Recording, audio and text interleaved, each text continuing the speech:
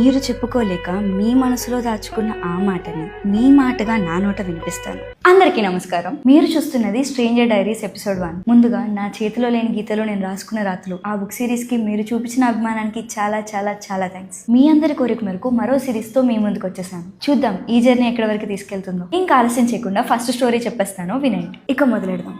ఎంతో అద్భుతమైన పవిత్రమైన అమ్ము కథ. మీ అమ్మ కథ వినిపించిన మీ పేజ్ లో నా కథ వినటం నాకు మరింత ప్రత్యేకం. మీ కథని నా పేజ్ లో చదవటం కూడా నాకు మరింత సంతోషంగా ఉంది. నేను కడుపులో ఉన్నప్పుడే నాన్నని కోల్పోయా. నన్ను కని నేను కళ్ళు తెరవక ముందే అమ్మ దూరమైంది. అమ్మ నాన్న దూరమైనా నా పోషణ మాత్రం భారం అనుకోకుండా 1 సంవత్సరం నువ్వు 1 సంవత్సరం నేను అంటూ బాబాయ్ మామయ్య పోటీ పడి మరి కన్నబిడ్డలా కాకపోయినా సొంత మనిషిలానే పెంచారు. గుట్టును 16 ఏళ్లు కూడా రాకుండానే ఒకరి ఆకర్షణలో పడి ప్రేమ అని భ్రమపడి ఇంటి నుండి పారిపోయా. 10 రోజుల్లో కళ్ళకి కమ్మిన పొర వదిలి నాకై వెతుకుతున్న నా వాళ్ళని చేరుకున్నా. చీ అంటూ చెంప చెల్లు మనిపించకుండా చంటిది తెలిసి తెలియక చేసిందని చెమర్చిన కళ్ళతో చెంతకి చేర్చుకున్నారు. Very matured reaction. పెళ్లి వయసు వస్తుండగానే అమ్మా నాన్నలు ఇచ్చిన ఆస్తితో పాటు తమ వంతు బాధ్యతలు కూడా స్త్రీధనంగా ఇచ్చి ఘనంగా పెళ్లి చేసి పంపించారు. 2 పిల్లలు కూడా పుట్టాక అంతా బాగానే ఉన్నా ఇంకా ఏదో కావాలి అంటూ పరిచయాలు వెంట పరుగులు పెట్టి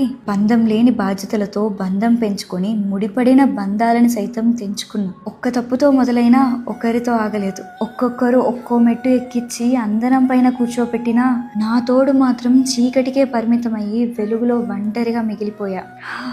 వెనక్కి తిరిగి చూస్తే నా మీద నాకే చీ అనిపించింది. చేసిన తప్పులు తెలుసుకొని చేసేదేమీ లేక చేజారిన బంధాలను చేరి తృప్తిగా జీవిస్తున్నా.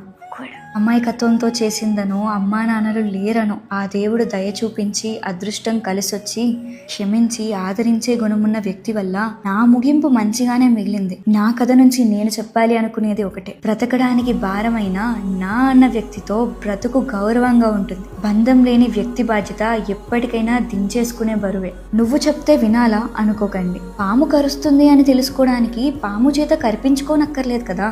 జాగ్రత్తగా జీవించండి. ఇక సెలవు. చాలా బాగుంది.